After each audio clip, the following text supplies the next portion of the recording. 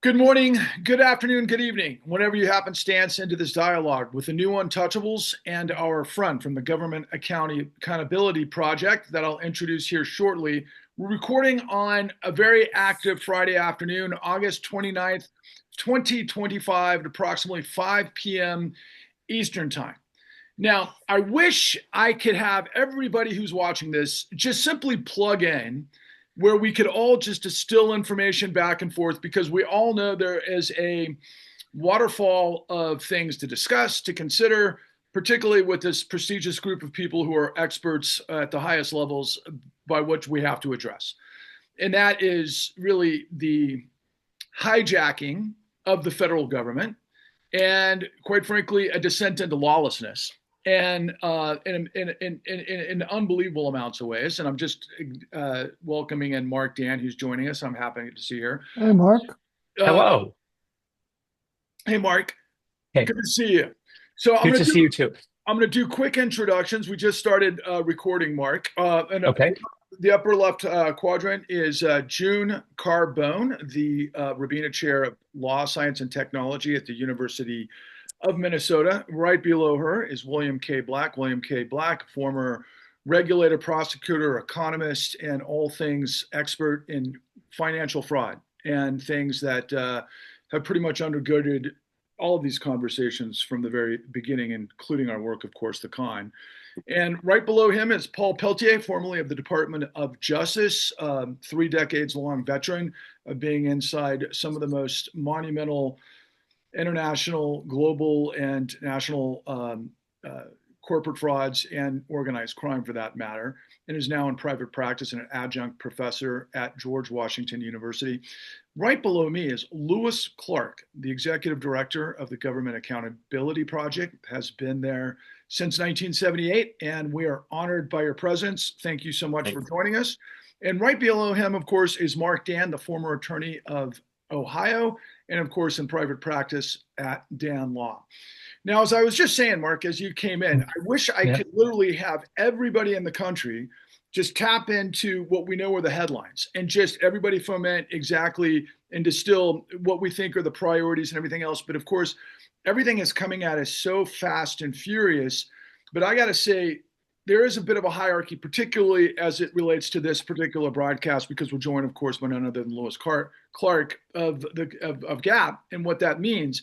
But I just kind of want to set the table just based on some of the headlines, particularly as it relates to what I'm seeing come down the pike. And of course, immediately is Trump's predictable but yet ongoing war on progress, technology, the law, and everything that this country pretty much stands for, but particularly through just rug pulling $679 million in funding for wind energy, which has taken years and years and years, of course, to put into play. Right below that, of course, Trump is defying Congress, cutting 4.9 billion in foreign aid. Obviously, on these broadcasts, we have talked in depth about obviously U.S. aid and its potential consequences that have already shaped up and are going to take place moving forward. But of course, another $4.9 billion in light, of course, making ICE get more, I think, in budget than the Marine Corps. And, further to that, a couple of things to kind of consider. This week, the attack on the Federal Reserve, but particularly Lisa Cook, through, as we discussed last week, the really incredible audacity of mortgage fraud being the centerpiece of that, but what that means in the broader spectrum. But in addition to that, we have to think about, because we've talked about this for some time, Emile Beauvais and the revelations that he obviously is staying on at the DOJ, even though he has been kicked up to the third district, and all that means in context to the whistleblower scenario that, of course, Lewis Clark and his team have brought to the fore regarding this incredible scenario that the Department of Justice is not working within, obviously, the decisions from the courts and so forth, and taking it a step further to basically say F you to the courts. And then, of course, he's elevated to the third district court as a judge. And I guess I could go on and on and on. But from that perspective, I think I want to just ask the question and start with you, June. Where do you want to start this dialogue? Well, I like the idea of accountability. And I think one of the things that is going to be hard to describe going forward are the causal links between what Trump does today and the disaster that occurs tomorrow. So let me give just two very easy descriptions. That horrific flood in Texas. Um, the weather forecasting was perfectly accurate. What didn't happen is getting the information from the forecasters to the camp in time to evacuate the campers. And when you say why that doesn't happen, again, it is a chain of events that is hard to prove causation. I mean, if this were a tort case, but there are two clear causal links going forward. First, Texas. Texas is outrageous. Public infrastructure in Texas is abominable. Texas could have had a warning system and didn't. I have a colleague who moved up to Minnesota recently from Houston, and she said, "Hey, I'm in Minnesota. There are tornado warnings. There are sirens everywhere. They're on TV, they're on the phone, they're on your cell phone. And there was a tornado that touched down near here. We had lots of warning in time, and everybody in the area knew it. Now, what's going on in Texas? That infrastructure doesn't exist. But the more subtle thing is when you look at weather forecasting, one of the key people in that office, when there, the person with tons of experience. And what was his role? Communication with local officials. We can't prove had he been there, he would have made the right phone calls and worked through the middle of the night. But he was the person with the institutional memory who would know who to call. That person wasn't there. You could hire brand new people. You could say the weather forecasting is as accurate as it could have been. Getting the information out there requires bodies with expertise. That's writ large throughout the economy. Some things we can prove, some things we don't know. The whistleblowers are essential to that. The work Lewis is doing in bringing attention to the connections. But my final point is, and this has been true, this is true of George W. Bush as well as Trump, they're taking aim not at waste and fraud and abuse in the federal government, but at the parts of the federal government that work. What is the poster child for what the federal government does well? Social Security. When Bill was applying for Social Security, we had this lovely woman call at 10 a.m. on a Saturday morning and spend an hour walking us through getting this done right. That type of person with that type of dedication is gone intentionally. And that's what's not being yelled from the rooftops. I've got a whole list. And they include the dismantling the FBI with respect to Russians. Hey, we've had a Russian hack of the federal court system. Where's the publicity about that? There's no doubt Russians did it. Trump promptly met with Putin, said, "Oh, yeah, that's not such a good idea, hacking our federal court system." And then what happened to the story? It disappeared. Could the FBI have prevented the recent shooting in Minneapolis? We don't know. But there were lots of warnings online, exactly the kind of thing the FBI is supposed to be investigating, hate crimes. Where were they? There's no reason to believe this FBI will be as effective as the FBI that was in place on January 20th. But how will we know? We won't. So we need Lewis and we need government accountability. We need whistleblowers. We need investigations to document the destruction of the parts of the government that work. Yeah, and to your point, the irony, of course, of this proclamation of waste, fraud, and abuse, and that's exactly what you can count on with this administration.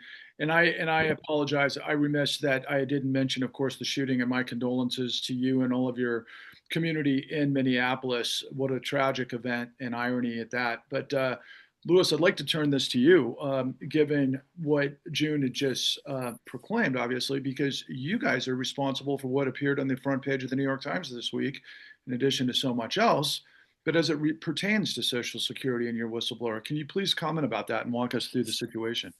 Sure. Yeah, we represent Charles Borges, who on Monday revealed that the information pertaining to 300 million credit cards, and actually the New York Times said it was actually 500 million because it included dead people as well. But that many people has been taken out of the system and put into the cloud, and it's impossible for Social Security to know what was done with those files.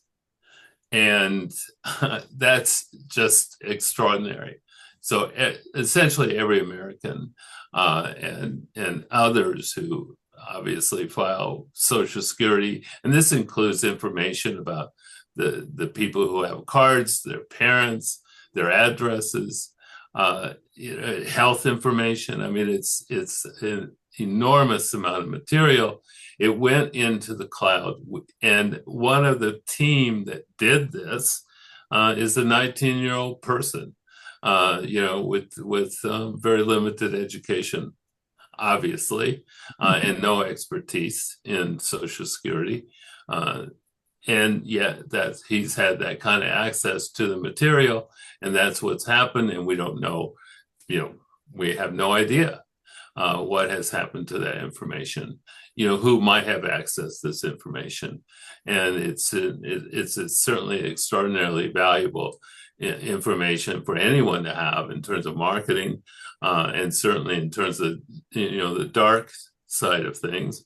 Information that could guarantee that people are going to have their material, their information, their bank accounts, etc., accessed if it gets into the wrong hands. We're all so vulnerable, and that's what's happened.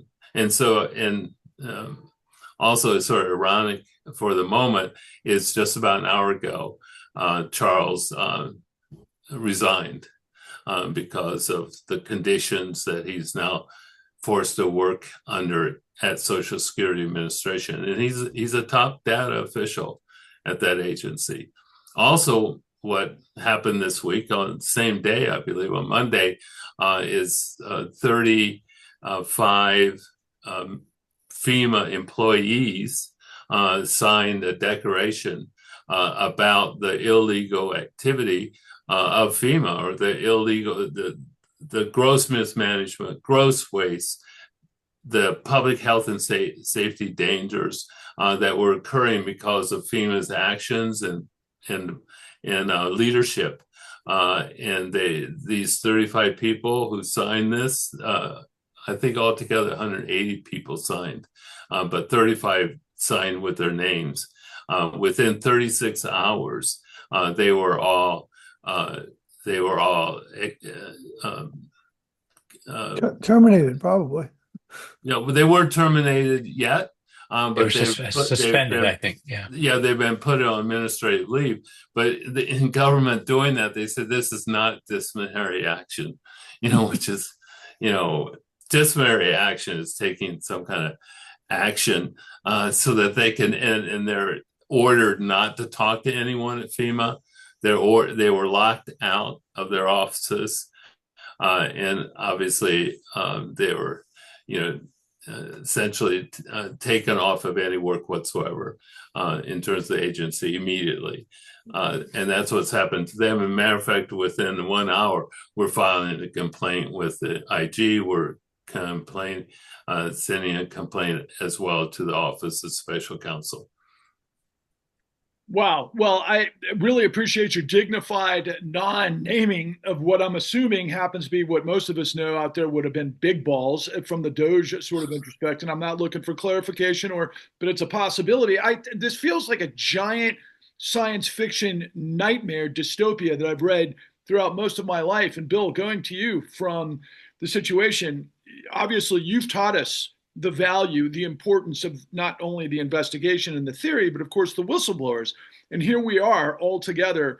Can you pick up on kind of where your mind is, given everything that's going on and what GAP represents here? Yeah, and then I'm going to also transition to the story of trying to take over the Federal Reserve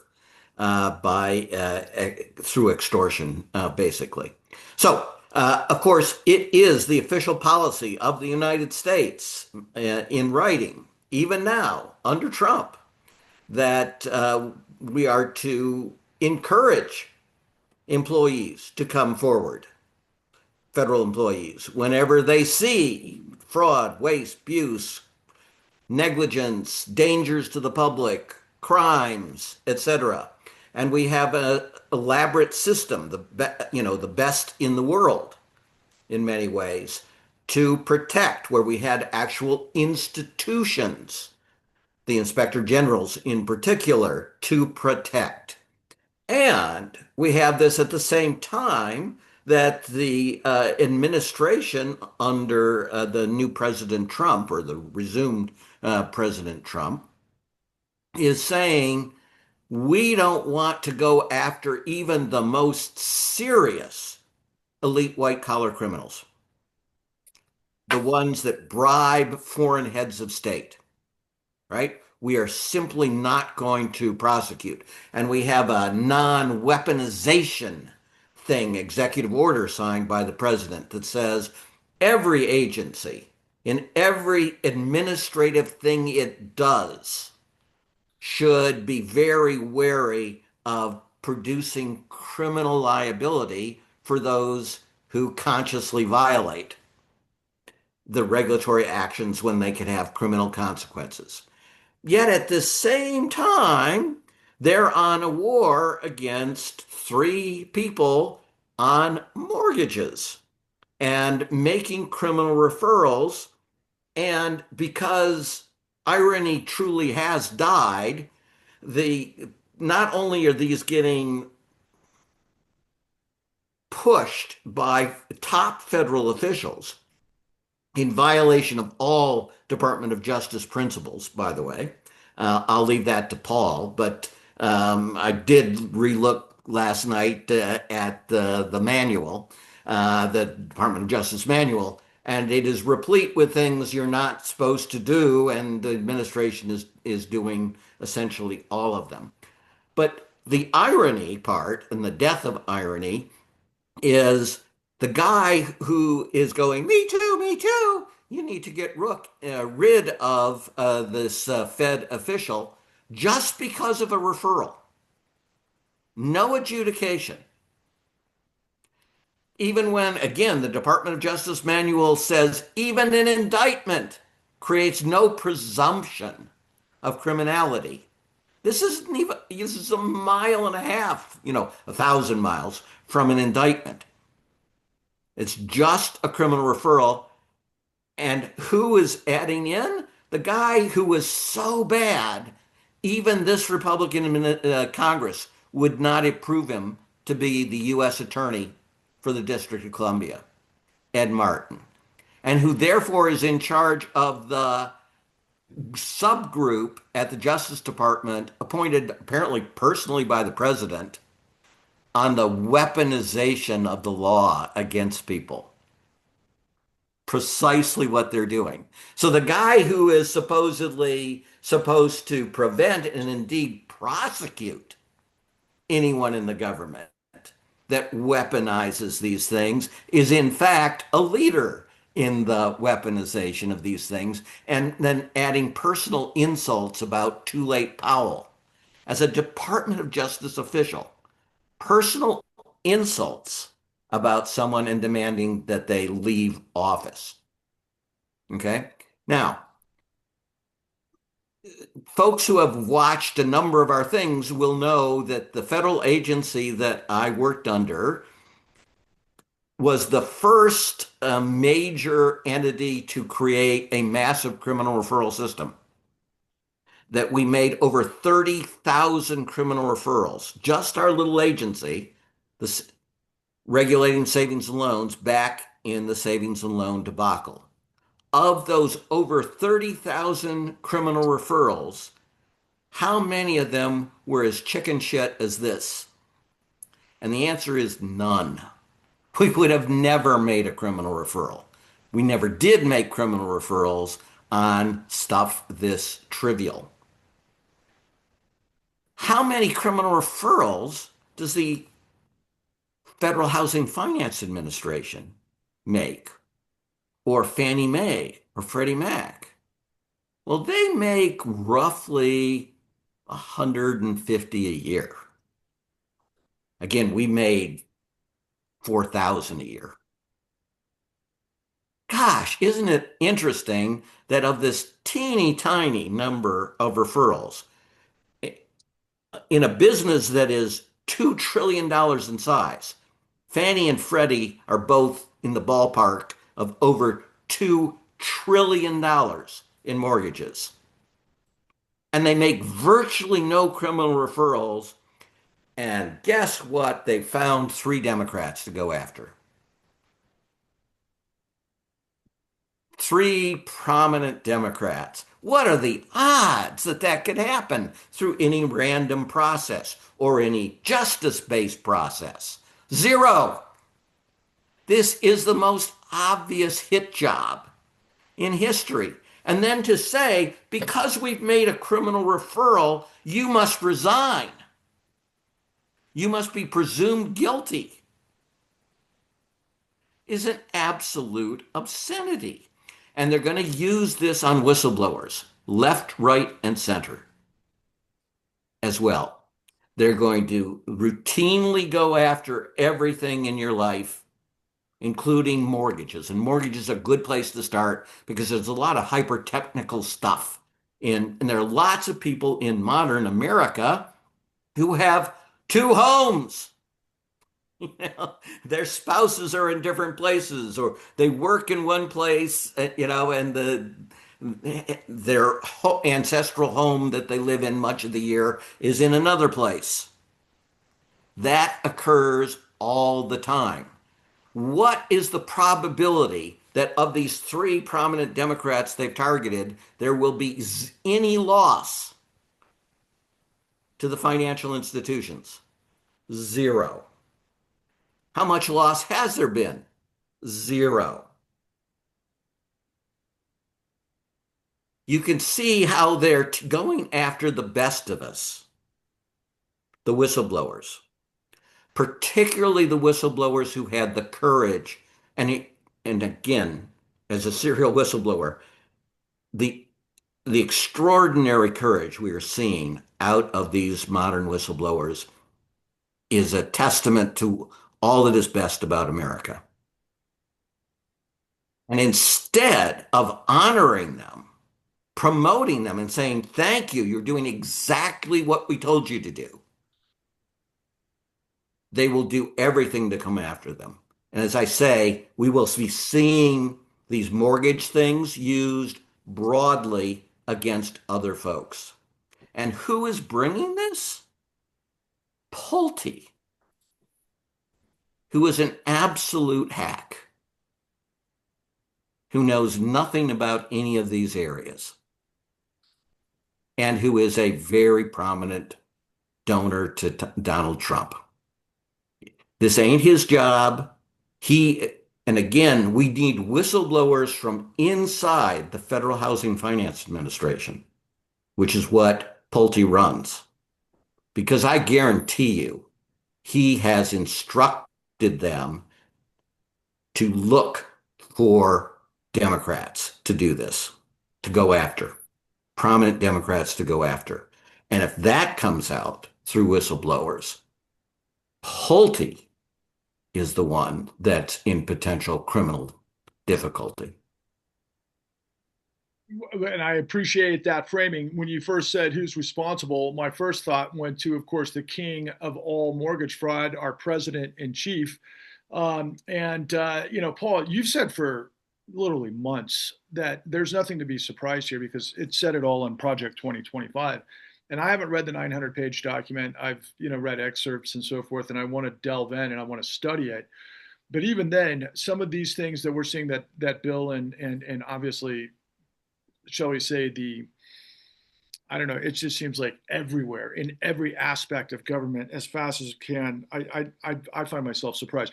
Where you're sitting right now, that's not the question of whether or not you're surprised. It's like, where does your head go on a daily basis, and what do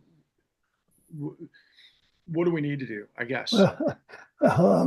First of all, you don't want to know where my head goes on a daily basis. But the reality is, as it relates to Project 25, this is exactly the playbook, right?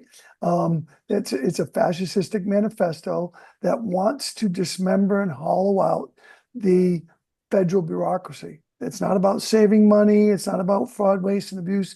They want to hollow out and dismember the federal bureaucracy, and that's exactly what they want to do. And so, to follow up on the theme sort of that's been going on, at least as it relates to that, let's start off with, what are we? We're celebrating not celebrating. It's the 20th anniversary of Hurricane Katrina, right? And where the old everybody remembers, Brownie, Brownie, you're doing a heck of a job, when Bush told him that. And Brownie was a knucklehead, and he was the perfect example back then of hiring people that weren't competent to do their job. But what happened? Immediately, he was observed not doing his job, and at least Bush fired him immediately. But now the head of FEMA is a complete incompetent, and it's sort of the explanation of how this administration is operating. They don't want competent people. They're firing the competent people, right?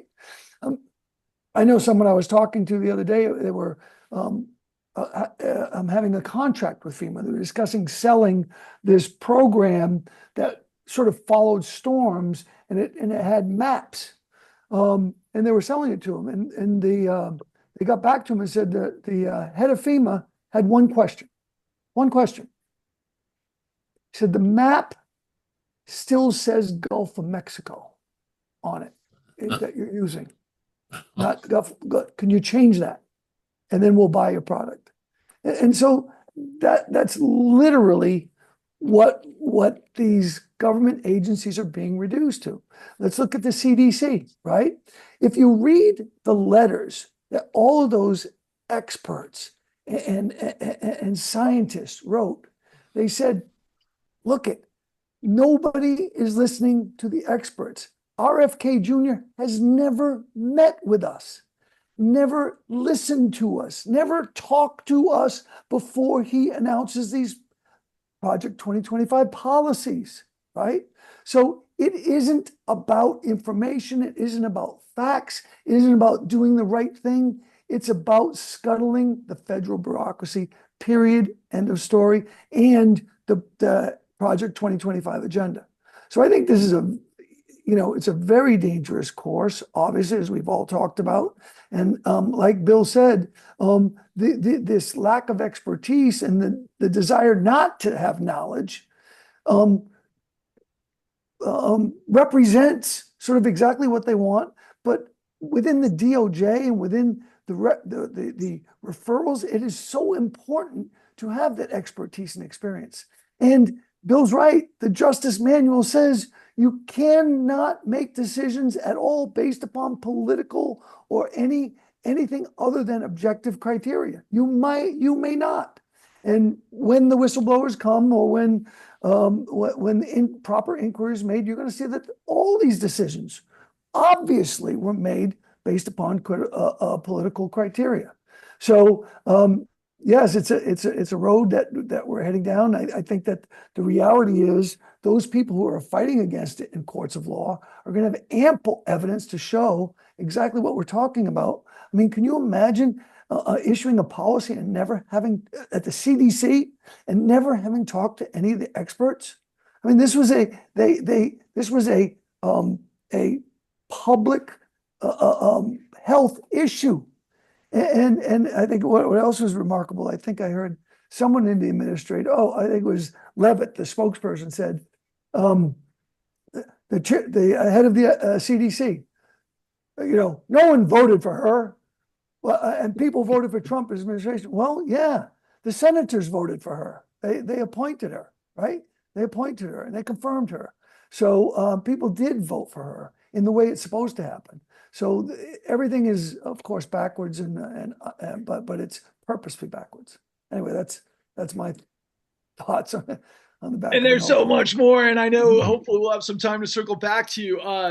Mark, I don't really have a question so much as to ask you to just kind of respond. Well, good, because I got a response to all that, a lot of those things. First of all, in response to I believe it was Bill, irony may be dead, but hypocrisy is alive and well in this administration, and it is amazing. My job every week is to identify the things we should celebrate. We should celebrate these CDC whistleblowers, the FEMA whistleblowers, the Lewis's client at Social Security. By the way, if we do data breach cases, if there at least had been a hacker, we could have paid a ransom to get all that stuff back. But maybe Trump will figure that out. Maybe that's what he and Big Balls are up to here. That they want a ransom from the federal government to get the data back. And that's a very controversial thing that's going on in the field of data breaches. But it happens all the time. And insurance companies would rather just pay for it than defend the lawsuits that are going to come to follow. If this had happened in the private sector, it would have been the largest data breach in the history of probably in the history of the world, if not the history of America, and all the stuff that people need to commit fraud against American citizens. It is a menu and a paint by numbers way. I mean, anytime you put somebody's address and social security number together with their date of birth, you can penetrate almost any bank account in the country, and so we're going to see just a huge, hopefully nobody has accessed this unsecured database that exists. We'll probably never know, but if it has been, you'll see an incredible spike. I would recommend that people start looking at their bank accounts twice or three times a day to see if there's fraud, because undoing that is very difficult. And again, I don't want that to happen, but if it did, it's the kind of thing like the Katrina catastrophe that might just start to make people wake up when it starts to affect them personally. And so while I don't want that to happen, if it does, there's an upside to that as well. Another positive thought based on what people have talked about today is Emil Bovey, the cases he continues to work on, he will be conflicted from handling as a Third Circuit judge. And so to the small extent that any of those cases might end up in the Third Circuit, the other judges there will never let him near it. And that's the thing I've been trying to celebrate every week, and which is that the judicial system is continuing to hold here, with the possible exception of the Supreme Court, with the large exception of the Supreme Court. But as we all know as lawyers, most of the business of the courts in the United States takes place at the district court level, at the circuit court level, and not at the Supreme Court level. And so the damage they can do is immense, but there are some limits to the damage that they can do, and the courts are still a place where the whistleblower claims can be vindicated, where the unions that have been shut down unilaterally by Trump. That's another whole story. He's canceled union contracts, most recently at NASA and at Weather Service on the grounds of that they were national security risks to have those employees be unionized. Again, hypocrisy is alive and well here. But my focus this week has been on this whole situation with Fannie Mae. Because I do a lot of work with people with mortgages, and I've been litigating mortgage cases for 17 years since I left the AG's office. One time in those 17 years, even as a defense to a lawsuit against Fannie Mae or Freddie Mac, one time I've seen them raise the issue of something amiss in a mortgage application. Even they, in defense of claims against them, have not raised that in the civil context, let alone making criminal referrals. These are criminal referrals that do not happen in that world. Now, whether they should happen or not is a different matter. But we took a pretty deep dive into the underlying statutes that govern the protection of your private personal information that you submit with mortgage applications to originators who then sell those loans to Fannie Mae and Freddie Mac, who are then regulated by the FHFA. And it's an interesting analysis, but at the end of the day, there has to be a regulatory function by which these mistakes can be found. Otherwise, you're just looking at people's files in violation of the privacy rights that Congress has enacted in about 5 different statutes. Some of the problem is that when the FHFA was created, they invested a lot of the authority to determine what that means to the director himself. So Pulte is essentially regulating himself here in this setting. But at the end of the day, that certainly wasn't anywhere close to the intent of those statutes. It is not the expectation of people that borrowed money. When he gets to when he stops on the 3%, when 3% of folks are people that have attacked Trump in the past, when he gets to other people, that's going to be a real issue. But they won't get to that because they're not doing what Bill Black did with the savings and loan crisis, a systematic look and audit at all the people and every transaction that happened. I gotta believe, and I'm trying. I have some clients who are interested in suing the FHFA over this. And in discovery, I can't wait to see the memos that flew back and forth. Because he didn't go and pull that mortgage file himself for Letitia James and Lisa Cook. There were other people at that agency that were involved. And so I think that there's a huge issue there. If they were to try, and again, I'll defer to the prosecutors here, but if they were to prosecute either any of these people, they've blown it already, because the Fourth Amendment requires that there be probable cause before you go rooting around in somebody's personal files, and there was none here. And I don't think that evidence would ever get in front of a jury in a criminal case. So if they were serious about prosecuting Letitia James, the last thing they would do is to go without the benefit of a subpoena or without the benefit of a judicial oversight and go rooting around in her mortgage file. So that makes no sense. Can I add something technical, Yeah. Mark? Yeah. And it's a scandal, and it's a both party scandal. Yeah. On September 6th of this year, it will have been 17 years since Fannie and Freddie were put into conservatorship. Mm-hmm. And they are still in conservatorship. So the FHFA is not simply the regulator. It runs Fannie and Freddie. That's how he's able to do many of these things. And let me give you one example to show how insane the difference is. A Deutsche Bank senior executive was caught red-handed on $1.4 billion in fraud. And not on his own, for Deutsche Bank, and that Fannie purchased, causing losses probably over $1 billion. They brought a civil case against him only. Mm-hmm. And they settled that for $500,000 and no admissions and no exclusion from the industry.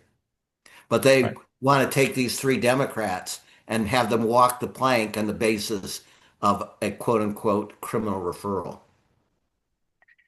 Bill, you're exactly right, and this is the it's wrong.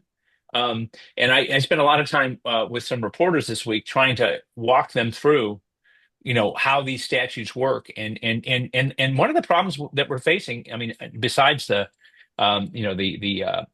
also the compromise of the media that's taken place here, is the fact that these things that they're dealing with are so unprecedented and so I mean, so far from anybody's possible expectation over the past 30 or 40 years, that there's no roadmap for covering these stories. And so, one of the things people need to do to advance the cause is to reach out to those reporters when you have a unique expertise like we do with mortgage fraud issues, and to educate them, so that they can ask the right questions, that they can send the right public records requests, so that they can get that dialogue going with the public. But we have had a great week for whistleblowers.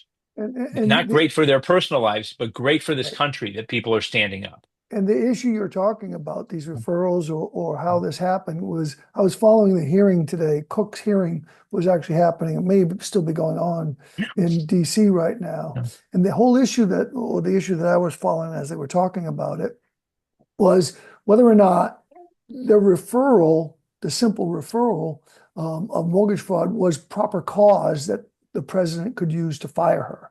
And they were talking about that at some length during the hearing. So I think I know where the judge is going, and I think the judge is going to determine that isn't proper cause. But that was the issue. Where did this come from? What's the substance of it? And does that provide sufficient cause that the president can dismiss her from that job? And one of their answers to the reporters is, well, you can find a lot of this information publicly. Your mortgage is recorded with your county, with a county office, and so the terms of your mortgage are public records that can be looked at. With Lisa Cook, they took the time of some probably highly paid federal employee to search the Atlanta rental listings to find that whether that was maybe Big Balls was using AI to do it or something, but they were to find the rental listings, and that's the whole referral. She was listing it for rent. There's no evidence that anybody's expressed or shared that she rented the place, and that she represented that it was her primary residence. I can't tell you the number of people. I'm representing 20 or 30 people right now who have houses they used to live in that they rent out, that were where the loan was originated under perfectly appropriate circumstances, because at the time it was their principal residence and they had intentions to live there, or people who even get transferred before the loan closes. But they're perfectly entitled to that, to whatever benefit of that Fannie Mae and Freddie Mac give them on a business analysis basis, and so this is so much nothing here. And I can tell you for a fact that no loss mortgage loan discrepancies are never, ever, ever, ever prosecuted. And again, they're not only not prosecuted, the regulatory agencies, we never sent a BS criminal referral on something as trivial as that. 0 out of 30,000. So I have a question. If this is all a matter of public record, how many homes does Donald Trump list as his primary residence? Every member of his cabinet and the people making these accusations. And does he overvalue? Court. How about the Supreme Court? Can we get that information? Yeah, some of it. You can get some of it, and you can piece it together. And look, a good opposition researcher in a political campaign, that's exactly what they're going to look at. And that's when it should come out. Of course, the Democrats, I don't belong to an organized party. I'm a Democrat. So clearly they missed all that in the process. But but yes, I mean, June, that's I think another point of attack. You're at home. You're testing out, your new AI tools that you're playing around with, Claude and ChatGPT. Get on some websites and use your new skills to try to identify these things, and then let's tell the world about it. Yes. When I ran for Congress, the first thing the opposition researcher, in the primary, the first thing the opposition researcher did was investigate my status in Miami with respect to my residence, because I was getting a tax benefit. It was my primary residence, but I was living here for 3 years, but I was TDY to Washington. So I could only have my primary residence. I wasn't living there, but I was still called as my primary residence for the homestead exemption. And that's the first thing they looked at. And chops to Mark for a joke from Will Rogers 85 years ago that unfortunately Yes. still works today. Right. Right. It's not just the brand. They're really bad at everything they do at this point. It's really, really, really tragic. Actually, they're Um, not bad at governing. They're terrible no, at politics. yeah, yeah, but you can't govern if you can't get there. And that's the challenge. Well, that was amazing to watch you guys riff like that. And I encourage all the time to please do. But how about you, Lewis, in terms of responding to some of the power that you've got here at the tip of your fingers, your colleagues, in context to some of those questions they asked, as it relates to possibly maybe even some more whistleblower cases that you may be having come down the pike? Yeah, well, I think that we've just begun to see the whistleblowing, explosion. I think it's just beginning because, at first it was just dealing with all the firings, etc., where these people are being fired, and they're being fired often illegally, frequently, and probably more than half of the people who were fired for illegal reasons. Congress enacted, the legislation, like Voice of America, for example, they enacted the legislation for a program, for Voice of America to broadcast to 350 million people, each week throughout the world. And then now they've got 80 people, and yet they're saying that they're fulfilling Congress's, mandate, and that's just throughout the government that's happening. So that's what people are dealing with. That's what you can deal with when you go for injunctions, to stop the unconstitutional exertion, or I guess the unconstitutional closure of government functions. But now we're going to see, with all these people now gone, people coming forward and saying what is going on within these agencies. And we're just beginning to see what's going, Well, what I think Lewis, I think it's going to flood. congratulations. You're creating a world where that's easy. That's easier for people to do, and so Yeah. thank you for what you do with your organization. And this is something everybody can do. I can't tell you the number of conversations I have. I can't do anything. Stop doom scrolling, okay, and hire somebody. Look, the one thing you know about people that have been fired by the Trump administration is they're competent. Give Yeah. them a job. Hire them. If you have a company or a law firm and you're in need of good people who are honest and honorable, hire these whistleblowers. Invite them to speak. Invite them to your church. Invite them to the City Club of Cleveland. Invite them to, if you can afford it, pay them to speak. This information needs to get out, Yeah. because if people understood just what people told the American public this week about their federal agencies, we'd start the march with pitchforks and shovels towards DC. I really Yeah. do believe that. Yeah. Yeah. Well, Bill, I want to get your comment. Oh, go. I'm so sorry, June, please. Yeah, I want to come in and pull some of this together. One of the questions we have to be asking is, how do we set up to go after these folks? And I think that's going to require two things. One, a disaster, and the disaster will happen, and we need to label it. And let me give you one easy example. Smoot-Hawley tariffs. Yeah, by the way, the DC Circuit or whoever the internet, whatever court it is ruling on the tariffs has just ruled Trump doesn't have the authority, if I believe my headline. Whoa. But No. Yeah. Great. or yeah, so there's something in your news flashes, but the seared into public consciousness is the idea that tariffs caused the Great Depression.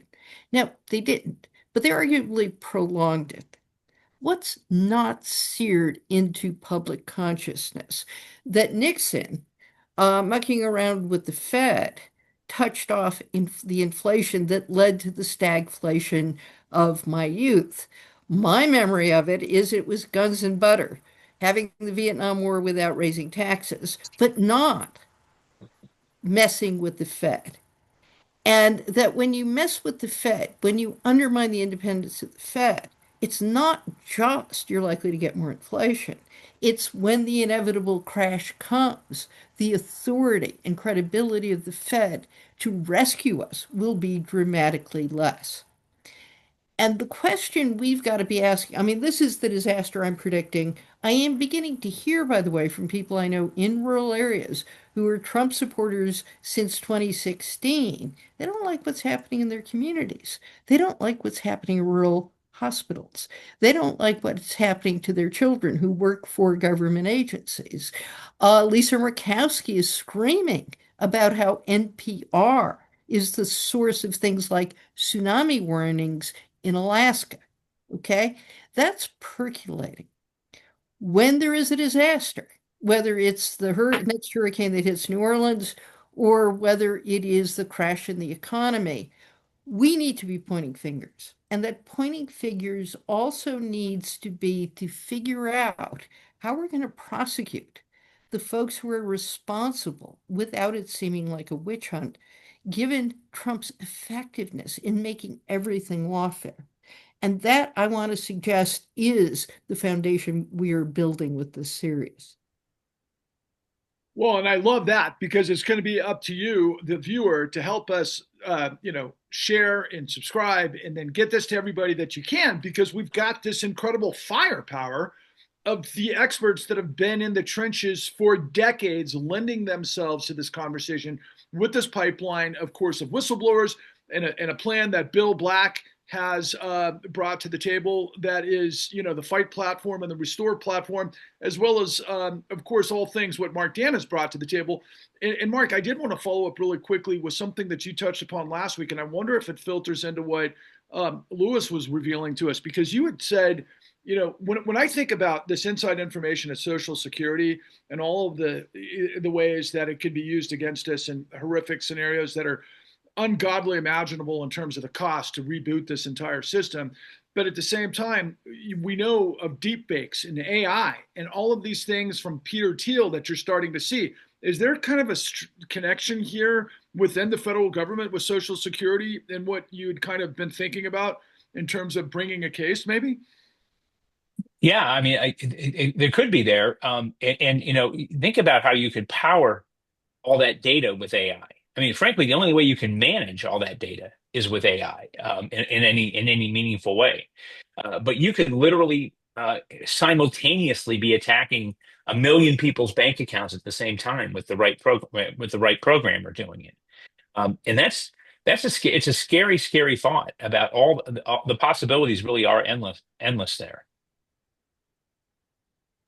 Paul, do you have any other ideas as we're closing off here? Some final comments, parting, moving into next week, considering the onslaught, obviously coming straight out of the DOJ. One thing I wanted to ask you about that I forgot to ask you about earlier was Pam Bondi's brother, Brad Bondi, has been associated with what it looks like some inside deals with obviously DOJ. Do you have any opinion on what you've seen, or are you aware of that? I'm not, but of course, it's not surprising, and of course it would happen because remember, and I understand his business is booming now, and why wouldn't you when you know that what we've seen so far from the Trump administration and from Pam Bondi is that there are no ethical rules, there are no ethical boundaries. Why wouldn't you hire her brother if you were a criminal that was being looked at or a target of an investigation? Why wouldn't you hire them if you wanted to get the case disposed of? So, there doesn't seem like there are a lot of ethical boundaries at the Department of Justice these days. And now we know that the chief law enforcement officer in the world isn't Pam Bondi anyway. In the United States, isn't Pam Bondi. According to Trump, it's him. So, yeah, no, none of that surprises me. He's with Paul Hastings, and I know for a fact his business is booming right now. So no, none of that surprises me.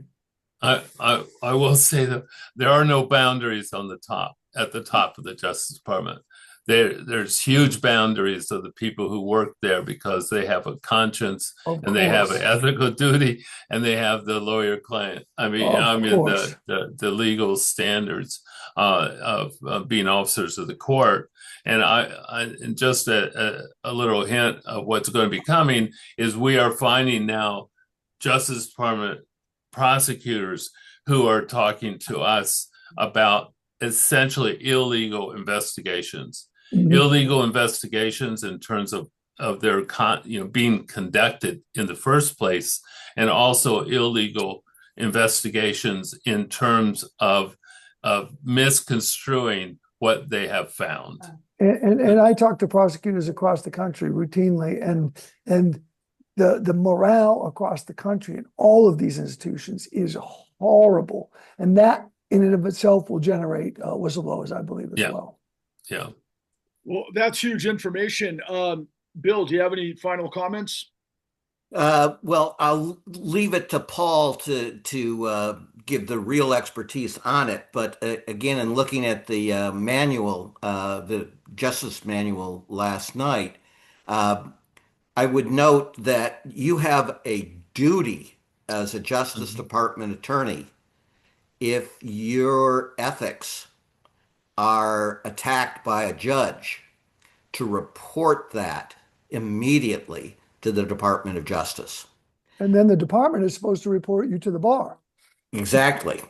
Right. And so there are a whole series of things that if the judges will actually do what they need to do and say, I believe you're acting unethically, or we're going to hold a hearing into some of these matters and such.